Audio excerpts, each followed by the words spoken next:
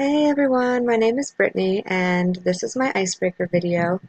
I do have previous experience in research. I took an undergraduate psychology class where we were each responsible for a rat and we put it inside of a Skinner box and the rat would press a lever for food and everybody was divided into different groups and each rat was placed on a different interval schedule for the amount of lever presses that it took to receive the reward, which was a food pellet.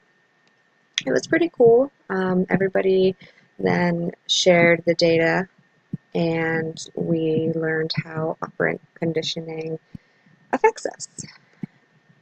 And for me, research, I don't mind it too much when it comes to the quantitative things like Excel and analyzing numbers and formulas. That stuff is pretty intimidating. But to make it a little bit more fun, I like to look at how that specific research applies to the bigger picture.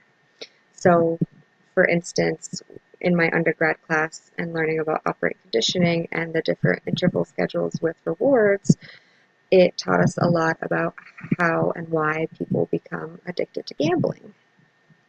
While looking through the course syllabus, I think the thing that I'm most excited about is designing our own quantitative and qualitative study for the final project. It's fun to be a little bit creative and kind of plays on what I was saying before about using that to see how it applies to the real world. Well, thanks everyone for watching my video. I'm looking forward to working with everyone and have a good night.